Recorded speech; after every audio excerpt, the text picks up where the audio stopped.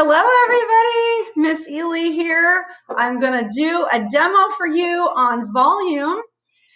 We've been talking about volume last week, and we were talking about the volume of a rectangular prism.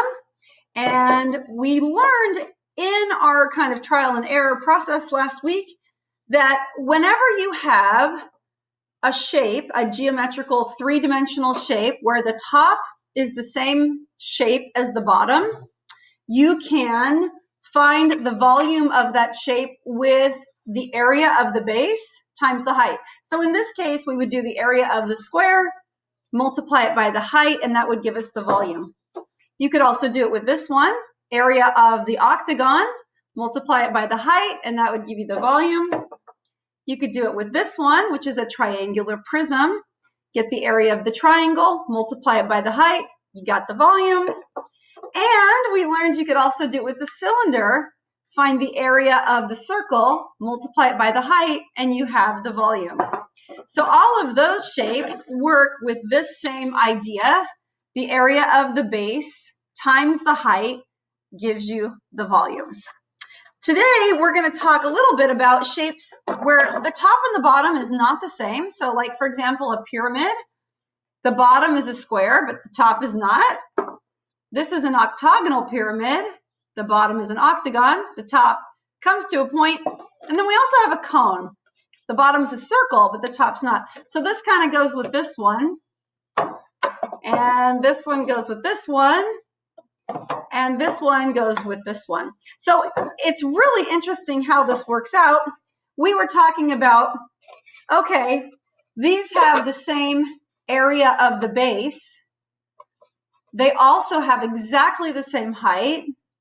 And we were discussing, okay, could you find the volume with base times height?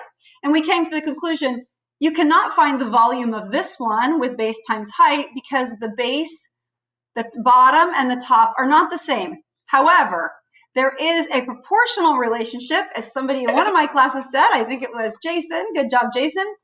There is a proportional relationship between this one and this one, and we made some guesses. How many of these will fit? So today, we're going to find out. Okay, so here we go. So how many of these pyramids will fit inside of this cube, which is also a rectangular prism? It's just a special kind of rectangular prism. How many of these will fit inside of here? And I have my water here, because volume really means like how much space does it take up, or for example, how much water will it hold? So let's see. Okay, I got to get it right to the top. Okay, we've got one. I spilled a little bit there. And you can see that's one. Any guesses now? So some of you said two. Some of you said a little more than two. Some of you said, I guessed 4 when I first tried this.